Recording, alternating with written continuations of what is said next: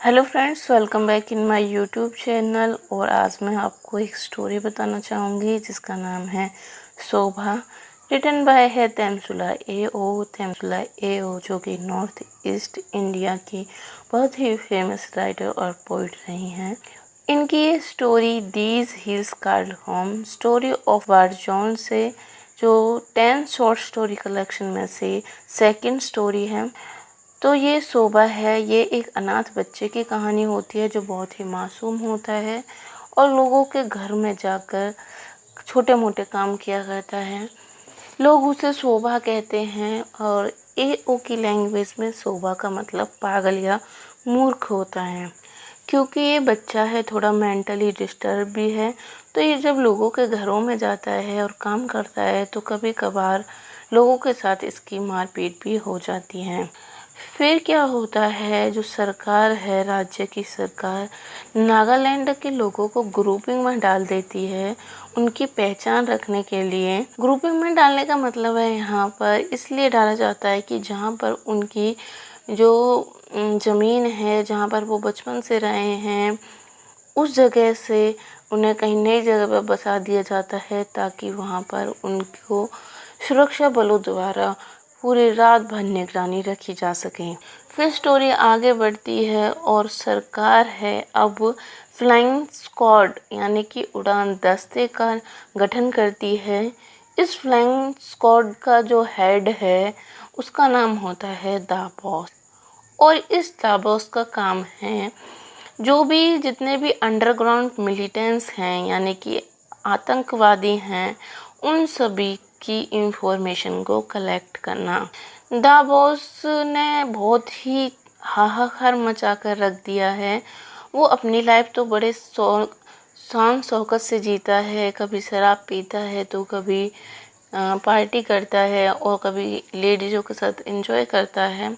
लेकिन उसने जो और लोगों की वैवाहिक जीवन है, मैरिज लाइफ को बहुत ही बुरी तरह से टॉर्चर करके रख रखा है। इस सब से जो उसकी वाइफ होती है द बॉस की इम्तिला, वो बहुत इरिटेट हो गई है। वो बहुत नाखुश है, उसे लगता है कि अब वो पहले जैसे खुश नहीं रह पा रही है। और तमसुला एओ बताती हैं कि इम्तिला अब इतनी इरिटेट हो गई है कि वो अपने घर को अपना घर ही नहीं समझ पा रही है। उसे लगता है कि अब उसके जो बच्चे हैं वो भी खुश नहीं हैं, क्योंकि जो उसके हस्बैंड के नौकर हैं वो हर वक्त उसके घर में रहते हैं, कभी बरामदे में खड़े होते हैं तो कभी कहीं, यहाँ तक कि जब वो सोने जाती है तो वहाँ भी नौकर खड़े हुए मिलते हैं। तभी एक रात क्या होता है कि जब द बॉस है वो बहुत ज़्यादा शराब पी कर आता है और पिस्तौल अपनी वाइफ इम्तिला पर तान लेता है। ये सब शोभा देख रहा होता है, क्योंकि शोभा अनाथ है, उसके माँ बाप नहीं है, तो वो इम्तिला को ही अपनी माँ मानता है। जैसे ही द बॉस गोली चलाता है इम्तिला को मारने के लिए, शोभा उसके बीच में आ जाता है और गोली शोभा को लग जाती है और वो मर जाता है। तमसुला एओ बताती हैं कि कैसे द बॉस और शोभा दोनों ही हिस्ट्री के विक्टिम बने हैं।